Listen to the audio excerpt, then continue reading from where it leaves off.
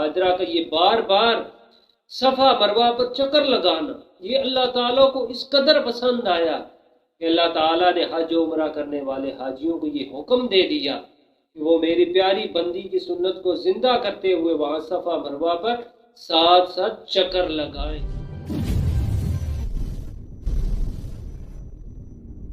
اعوذ باللہ من الشیطان الرجیم، بسم اللہ الرحمن الرحیم، ربی حب لی من الصالحین، صدق اللہ العظیم وصدق رسولہ النبی الکریم العمین۔ ناظرین، آج کا موضوع ہے سیدنا حضرت اسماعیل علیہ السلام کی ولادت، سیدہ حضرت ہاجرہ رضی اللہ تعالی عنہا کا صفا مروہ پر پانی کی تلاش کے لیے سعی کرنا۔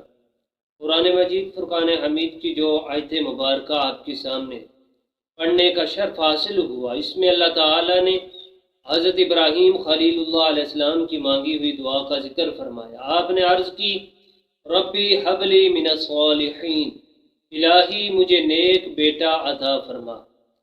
جب حضرت ابراہیم علیہ السلام کے پاس مال و منال اور مویشی کافی زیادہ ہو گئے تو آپ کے دل میں یہ خیال آیا کہ اللہ تعالیٰ نے دنیا کی تمام نعمتیں عطا فرما دی ہیں، اگر اب اس مالک کا کرم ہو کہ اولاد نارینہ سے سرفراز فرمائے تو یہ اس مالک کا ایک اور انعام ہوگا تاکہ وہ میرے بعد منصب نبوت اور رسالت پر فائز ہو۔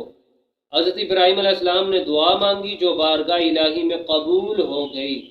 ارشاد باری تعالی ہے، فبشرناہ بغلام حلیم، تو ہم نے اسے عقل مند لڑکے کی خوشخبری سنائی، اور وہ نور محمدی صلی اللہ تعالی علیہ وآلہ وسلم جو حضرت آدم علیہ السلام سے لے کر پشت در پشت چلا آ رہا تھا، وہ سیدہ ہاجرہ رضی اللہ تعالی عنہا کی طرف آیا، اور پھر حضرت اسماعیل علیہ السلام کی ولادت ہوئی، اور وہ نور محمدی حضرت اسماعیل علیہ السلام کی پیشانی میں چمکنے لگا۔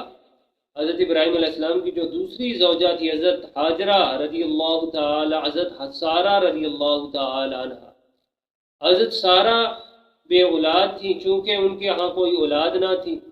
جب وہ حضرت ہاجرہ کی گود میں بچہ دیکھتی تو رشک کرنے لگتی۔ آخر کار حضرت سارہ رضی اللہ تعالی عنہ نے حضرت ابراہیم علیہ السلام کی خدمت میں یہ عرض کی کہ ہاجرہ اور اسماعیل کو کہیں دور جنگل میں چھوڑ آئے۔ ادھر عرض کی، ادھر اللہ تعالیٰ کی طرف سے حضرت ابراہیم علیہ السلام کو یہ حکم ہوا کہ وہ حضرت سارہ کی خواہش کے مطابق عمل کرے۔ ابھی آپ اس بارے میں سوچ ہی رہے تھے کہ جبریل امین جنت سے ایک برق رفتار سواری لے آئے۔ حضرت ابراہیم علیہ السلام نے حضرت ہاجرہ اور اسماعیل کو اپنے پیچھے اس براق پر بٹھایا اور سرزمین مکہ کی جانب روانہ ہو گئے، اور کافی سفر کرنے کے بعد جب چاہے زمزم کے مقام پر پہنچے تو وہاں کھڑے ہو گئے۔ جبریل امین نے عرض کی ہے اللہ کے پیارے خلیل اللہ علیہ السلام، منشا الہی یہ ہے کہ انہیں یہاں چھوڑ دیا جائے کہ وہ وادی جس میں نہ سبزہ تھا نہ پانی تھا، اسے آباد کرنے کے لیے ابراہیم آئے تھے۔ حضرت ابراہیم علیہ السلام نے بیوی اور بیٹے کو وہاں ٹھہرایا، تھوڑی سی کھجورے اور پانی کا ایک برتن دے کر واپس آنے لگے۔ حضرت ہاجرہ نے جب آپ کو واپس جاتے ہوئے دیکھا تو آواز دے کر عرض کی، کیا یہاں ٹھہرنے کا حکم ہمیں اللہ تعالیٰ نے دیا ہے؟ تو آپ نے فرمایا ہاں۔ یہ سنتے ہی حضرت ہاجرہ خاموش ہو گئی اور کہنے لگی کہ اب ہمیں کوئی تکلیف نہ ہوگی، ہم اپنے رب کی رضا میں راضی ہیں، وہی ہمارے لیے کافی ہے، اسی پر ہمارا بھروسہ ہے۔ ناظرین، حضرت ابراہیم علیہ السلام جب سیدہ ہاجرہ اور حضرت اسماعیل کو وہاں آپ نے ٹھہرایا تو جاتے وقت انہوں نے بارگاہ الہی میں یہ دعا بھی فرمائی جو سورہ ابراہیم کے اندر موجود ہے، ربنا انی اسکنت من ذریتی بواد غیر ذی زرع عند بیتک المحرم، اے پروردگار میں اپنی بعض اولاد کو وادی بیابان میں تیرے بیت العزت کے پاس چھوڑے جاتا ہوں، ربنا لیقیم الصلاۃ، تاکہ وہ نماز قائم کرے، وَجَعَلْ أَفْئِدَةً مِّنَ النَّاسِ تَهْوِي إِلَيْهِمْ وَارْزُقْهُم مِّنَ الثَّمَرَاتِ لَعَلَّهُمْ تَشْكُرُونَ، اے پروردگار لوگوں کے دل ان کی طرف مائل کر دے اور انہیں پھلوں کا رزق عنایت فرما تاکہ وہ تیرا شکر ادا کرے۔ ناظرین، حضرت ابراہیم علیہ السلام کی مانگی ہوئی دعا کا اثر آج بھی نظر آتا ہے کہ جو پھل کہیں سے نہ ملے گا وہ مکہ مکرمہ سے مل جائے گا، حالانکہ وہ جگہ غیر عزیز زرع ہے، وہاں پر زراعت نہیں ہوتی، لیکن وہاں پر ہر قسم کا پھل موجود ہے۔ اور دوسرا یہ کہ آپ نے عرض کی تھی، اے پروردگار انہیں پھلوں کا اور لوگوں کے دل ان کی طرف مائل کر دے۔ اب ہر رنگ و نسل کا آدمی وہاں ملتا، تو یہ حضرت ابراہیم علیہ السلام کی مانگی ہوئی دعا کا اثر ہے۔ جب حضرت ابراہیم علیہ السلام نے بیوی اور بیٹے کو سرزمین حرم میں ٹھہرایا تو انہیں کچھ کھجوریں دے گئے تھے اور پانی کا ایک برتن بھی آپ نے دیا تھا۔ حضرت حاجرہ وقت ضرورت کھجوریں کھاتی اور شدت پیاس کے وقت پانی پی لیتی، جہاں تک کہ کھجوریں ختم ہو گئی، پانی باقی نہ رہا۔ اب کھانے کو نہ تو کھجوریں رہی، نہ پینے کو پانی رہا، بھوک اور پیاس غالب آ گئی۔ سیدہ حاجرہ رضی اللہ تعالی عنہ کا دودھ بھی خشک ہو گیا، اور جب حضرت اسماعیل علیہ السلام بھوک کی شدت سے بےتاب ہو گئے تو تب شفقت مادری جوش میں آئی، اور سیدہ حضرت حاجرہ رضی اللہ تعالی عنہ پانی کی تلاش کے لیے کبھی آپ صفا پہاڑی پر جاتی، کبھی مروہ پر جاتی۔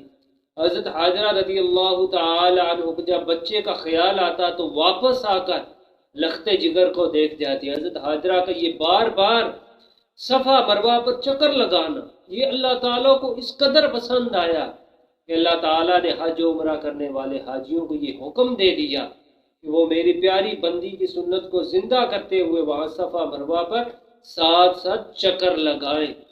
حاجرہ رضی اللہ تعالی عنہ جب پانی سے بالکل مایوس ہو گئی تو واپس آتے ہوئے کیا دیکھتی ہیں کہ اسماعیل علیہ السلام کی ننھی ایڑی زمین پر مارنے کی وجہ سے وہاں سے پانی کا چشمہ ابل رہا ہے۔ یہ دیکھتے ہی حضرت حاجرہ کی خوشی اور مسرت کی انتہا نہ رہی۔ پھر آپ نے جلدی سے پتھروں کی ایک دیوار بناتے ہوئے فرمایا، یا ماء زمزم، اے پانی ٹھہر ٹھہر، یعنی اس پانی کا نام ہی زمزم پڑ گیا۔ نبی پاک صلی اللہ تعالی علیہ وآلہ وسلم نے ارشاد فرمایا، اللہ تعالیٰ حضرت اسماعیل علیہ السلام کی والدہ پر رحم فرمائے، اگر وہ پانی کو چھوڑ دیتی تو وہ چشمے کی صورت اختیار کر لیتا اور پوری روئے زمین پر پھیل جاتا۔ حضرت حاجرہ رضی اللہ تعالی عنہ اس پانی سے خود بھی سیراب ہوتی اور اپنے نور نظر اسماعیل علیہ السلام کو بھی پلاتی۔ اسی طرح وقت گزرتا گیا، حتیٰ کہ ایک قبیلے یعنی بنو جرہم قبیلہ تاریخ کے اندر جس کا ذکر ہے، ان لوگوں کا وہاں سے گزر ہوا تو انہوں نے اپنے میں ایک آدمی کو پانی کی تلاش کے لیے بھیجا۔ تو جب وہ زمزم کے قریب پہنچا تو اس نے دیکھا وہاں ایک عورت بیٹھی ہے اور اس کی گود میں بچہ ہے، تو اس نے جا کر قبیلے والوں کو پانی کی خبر دی، تو وہ سارے وہاں پہنچ گئے۔ تو انہوں نے حضرت حاجرہ سے یہ دریافت کیا کہ کیا آپ کے علاوہ بھی اس پانی پر کسی کا حق ہے؟ تو آپ نے فرمایا نہیں۔ پھر انہوں نے وہاں مقیم ہونے کی آپ سے اجازت طلب کی، تو آپ نے فرمایا کہ اس شرط پر اجازت ہے، اس پانی پر تمہارا کوئی حق نہ ہوگا۔ تو انہوں نے اس شرط کو قبول کر لیا۔ پھر وہ وہاں سے یمن واپس آئے اور اپنا قبیلہ ساز و سامان اور مویشیوں کو لے کر وہاں آ کر آباد ہوئے۔ آبادی کا یہ سلسلہ بڑھتا گیا اور شہر پورا بن گیا اور پھر مکہ مکرمہ کے نام سے موسوم ہو گیا۔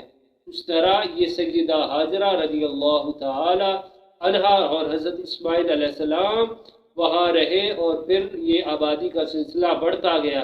تو حضرت ابراہیم علیہ السلام پر یہ اہل و عیال کی طرف سے آزمائش تھی، اس آزمائش پر بھی آپ پوری طرح اترے۔ اللہ تعالی حضرت سیدنا ابراہیم خلیل اللہ علیہ السلام اور سیدنا اسماعیل حضرت حاجرہ حضرت سارہ کے درجات بلند فرمائے۔ وآخر دعوانا عن الحمد للہ رب العالمین۔